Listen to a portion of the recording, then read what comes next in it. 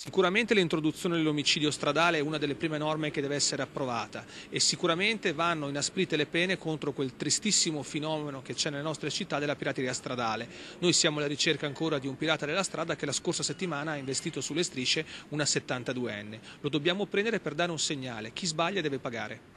Chi sbaglia paghi, senza eccezioni, tolleranza zero e leggi dure per sconfiggere la pirateria stradale che negli ultimi anni ha sporcato di sangue le strade venete. Introdurre il reato di omicidio stradale sarà questo il primo impegno del nuovo Parlamento per riportare la pace sulle strade dove oggi si muore come in guerra. In Veneto in un anno si contano 15.651 incidenti che portano a 21.860 feriti e a 396 morti. Numeri da brividi, ma comunque in calo del 42% rispetto a 10 anni fa.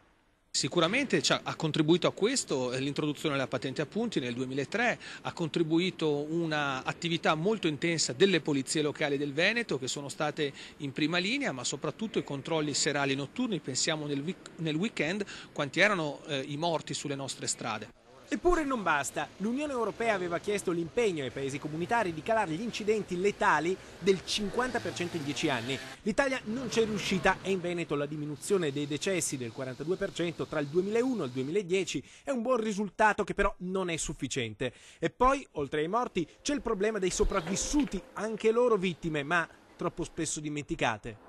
Ogni morto ci sono circa 3 invalidi gravi, cioè in Veneto ogni anno producete 1000 disabili gravi, 1000 carrozzelle che si assommano anno dopo anno dopo anno. E questo è un problema. Ecco perché chiediamo ai sindaci, che sono quelli più vicini ai cittadini, istituite gli uffici per la sicurezza stradale, ma anche aprite i centri di assistenza alle vittime. Una legge dell'82 nazionale prevede che il 10,50 dell'RC Auto che io pago, che voi pagate, va alla salute, al Ministero della Salute, e per la salute alle regioni, ma su un obiettivo ben determinato: assistenza alle vittime. Ma nessuno fa assistenza alle vittime, nessuno.